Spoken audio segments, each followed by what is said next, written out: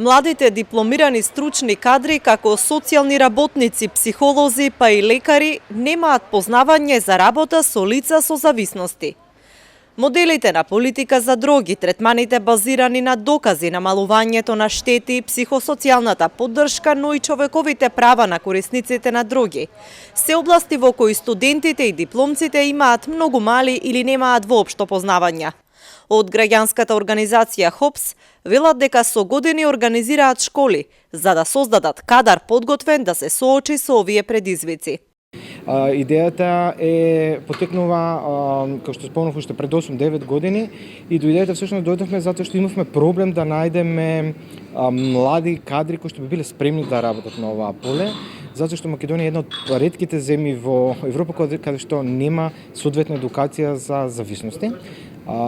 Не се припремаат кадрите да кога ќе излезат од факултетот директно да можат да бидат оспособени за работа со секој вид на зависности, значи не постои катедра за диктологија и на некој начин еве ние како граѓанска организација, чија што главна цел е работа на планот на зависности од дроги и намалување на штетите од употреба на дроги, најдовме простор за ние тоа на некој начин да го работиме. Според Деков, проблемот е во наставните програми на факултетите.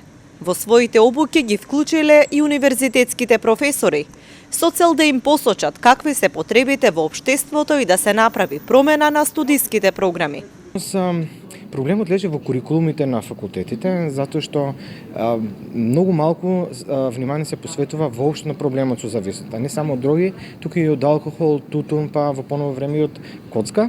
Значи, ниту психолозите, ниту социјалните работници, ниту пак докторите се спремни по излегување од по завршувањето на факултетот да работат во полето на зависности и затоа во рамките на оваа школа ние се работуваме директно со факултетите да тие ги информираат студентите и всушност дури дел од стручниот кадар кој ќе предава кај нас предава и на факултетите. На тој начин всушност сакаме да ги поттикнеме и самите професори на факултетите да ги променат курикулумите за да можат многу повеќе да ги спремаат студентите за да работат во полето на зависности. Соочени со недостаток на млад и стручен кадар, оваа организација досега организирала 7 стручни школи за работа со зависности и преку нив обучиле 100 млади лица.